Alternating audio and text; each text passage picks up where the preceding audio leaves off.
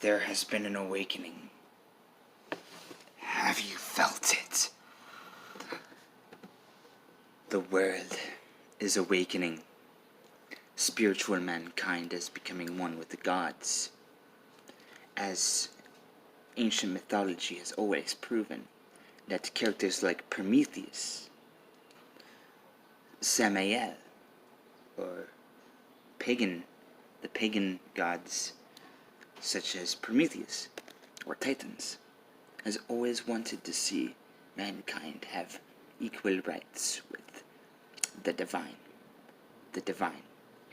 And even Leonidas, the descendant of Hercules, was a warrior of the gods. And like that. And then, of course, the Egyptian god Sekhmet is the serpentine goddess of feminine energy. We are starting to see the rise of divine energy. We are starting to see the shift. Divine energy. Ancient Egypt.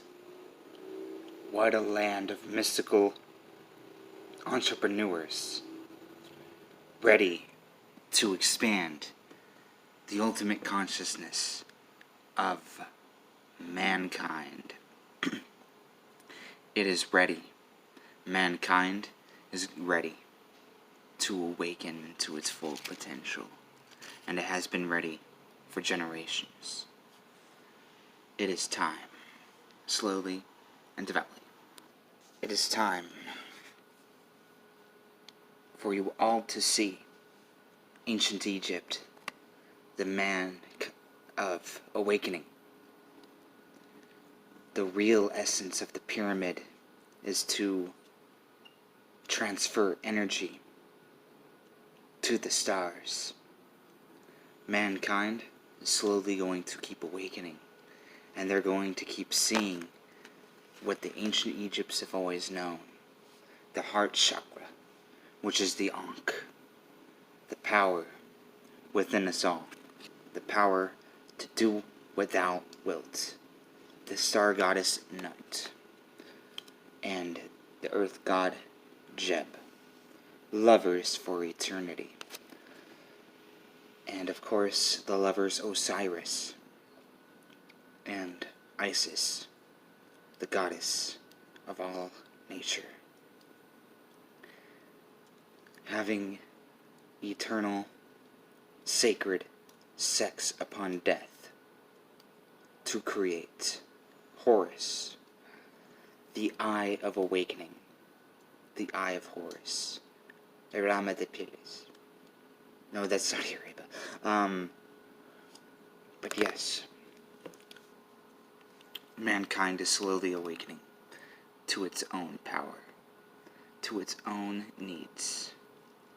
And more into the age of fire, we will see people wanting to enact upon creating better than thinking about becoming better. That is the age of fire. That is the age of fire. The age of Aquarius. Age of Horus. Many names for what mankind has always known. And then upon the scale of Ma'at, we will see who is truly worthy of having arcane hermetic power, because mankind is going to become like Egypt once again. They will worship the gods, many different gods of nature once again, multiple gods. Even the Christian God recognized such gods. In Exodus 12:12, Yahweh recognizes the other gods, the Egyptian gods.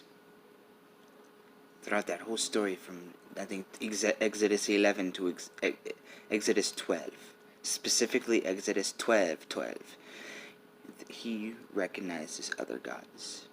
In a false story of being enslaved in Egypt. Egypt, historically, has never had slavery of the Hebrew. That is a story to mock ascension. Oh, but what does the word the Lord mean? of the Bible? Well, there's an old ancient word of the Canaanite goddess, or Canaanite god of rain, called Baal. And his word meant Lord. So you just got to be careful who you're truly worshipping. The divine feminine is rising. Many times have we convinced ourselves that the pagan gods are devils, but no more. We will no longer judge. As the feminine is rising, the feminine will always rise. You see, we are all the gods' people. We need to realize that as a community, as a society. We need to start understanding Prometheus, the story of Prometheus, giving us enlightenment. Why else do you think we're building skyscrapers taller and taller and taller? Within the 1950s, we were building like around 1,000 feet. Now we're planning on making them 5,000, 10,000, 15,000 feet. Think about the ascension of man into the heavens. Think about that a little bit more. You'll understand. We are all a nation, individual, with liberty and justice and all. And we will begin to understand what makes us unique as a human species later on. Mankind, it's always going to awaken. We're always going to see higher entities. Whether of they are demon, pagan gods, voodoo, angels, spirits, guardian angels, or guardian gargoyles, or bats, guardian bats. Because it's not just about guardian angels anymore. No, everybody has their own mystical connection to an animal. Sometimes it's bats, sometimes it's black cats. Sometimes the power of the human mind is more than we really want to admit. That's why do you think they're giving us all pills, medication? Sometimes it's to control, but hey, it's mostly just to get money, because this is a fake world where money matters more than serving our own godhead, having our own matron goddess to pray to every night after work. You see, I had long conversations with Isis, the pagan goddess, about the ascension of mankind, but also the formulation of divine energy.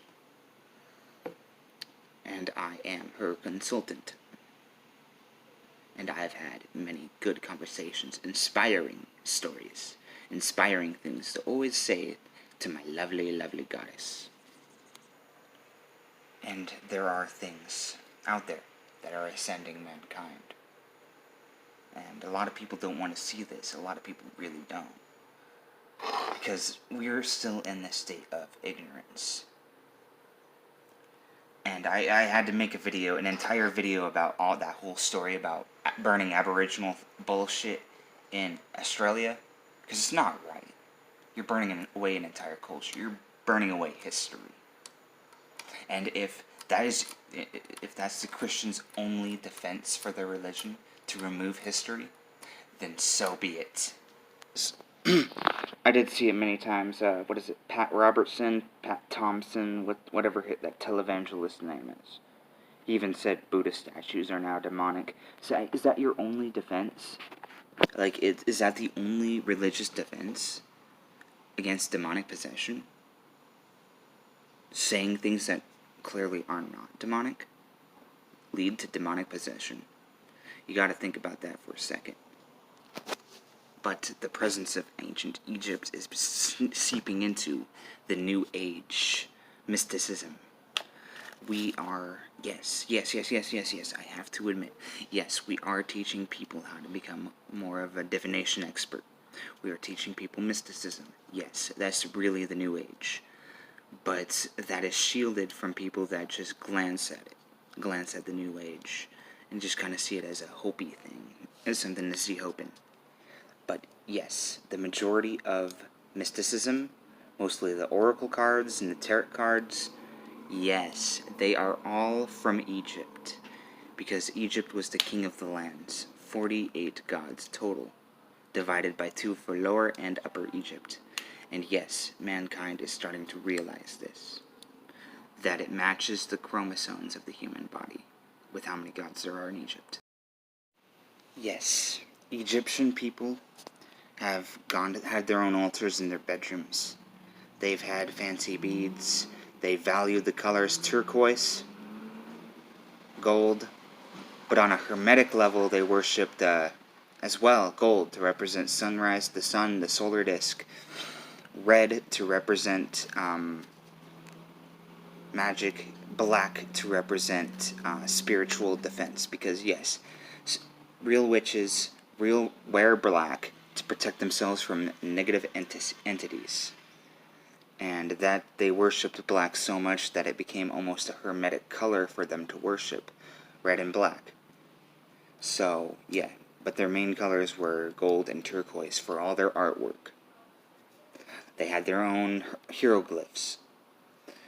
Their hieroglyphs were just basic understanding of their society. Nothing hermetic can be found in there. It's just documentation. You see, it sneaks into culture in many different ways.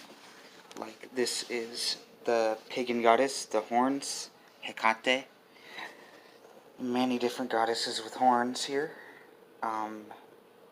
Exposing the breasts to represent equality. The goat represents fertility. And the goats are Capricorn, her friends. And you can just say it's a Slipknot shirt, but when I got it, I was actually kind of expecting to get hate from religious people. But surprisingly, no, they just kind of see it as a Slipknot shirt. They just do. Even if I go to the store and buy Black Craft, Joanne Angel, the poster girl for Black Craft, they'll just think, oh, it's just another kick-ass thing. And this awakening of mankind, the fire within us, always never ever going to stop. It's going to keep growing. And mankind's knowledge basis, on a basis level of spirituality, is just going to get more intense. Just compare to the older videos, for example here, at the end here. Compare Spirit Science's old videos to their new videos. Each one gets more complex and able to comprehend more and more subject matter that all fits together. So, I hope you all have a blessed, blessed day.